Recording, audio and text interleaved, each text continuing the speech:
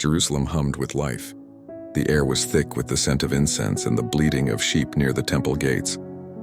Just beyond the sheep market lay a place both sacred and sorrowful, a pool called Bethesda, meaning House of Mercy. 5 stone porches surrounded it like open arms. Yet inside those arms lay the forgotten and the hopeless, men and women crippled by years of waiting. The blind stared into endless darkness. The lame dragged themselves closer to the water's edge. The paralyzed lay motionless, hoping someone someday might remember them. They waited for a miracle. You see, it was believed that at certain moments an angel came down and stirred the waters. The first to step in after the stirring would be healed completely. But for most, the miracle always seemed one step away. The forgotten man among them was a man who had been sick for 38 years. 38 years of disappointment, 38 years of watching others rise and walk away while he remained. He had grown used to the sound of splashing water, followed by shouts of joy. Someone else healed again.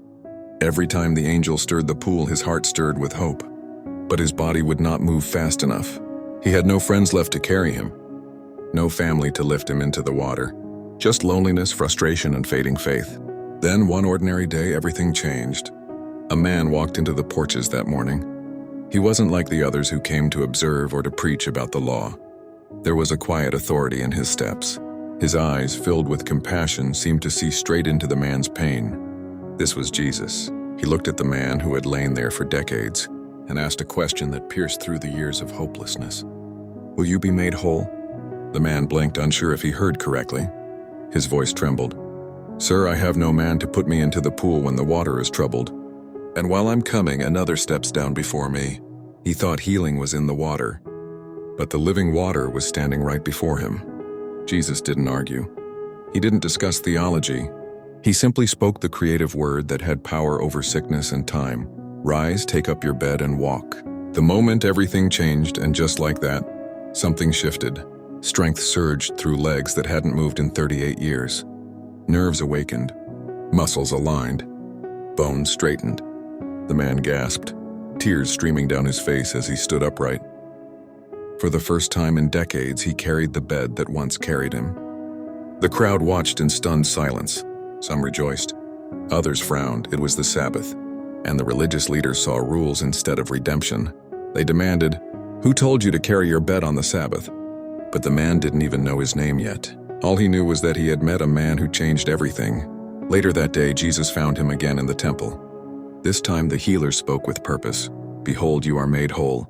Sin no more, lest a worse thing come unto you." It wasn't just his legs that were healed, it was his life. His body was restored and his heart reborn. The man went and told everyone that it was Jesus who had made him whole. Many of us are like that man at Bethesda, waiting for the right moment, the right help, or the perfect opportunity. We believe our healing, breakthrough, or joy depends on someone else stirring the water for us. But the truth is, Jesus still walks into places of waiting.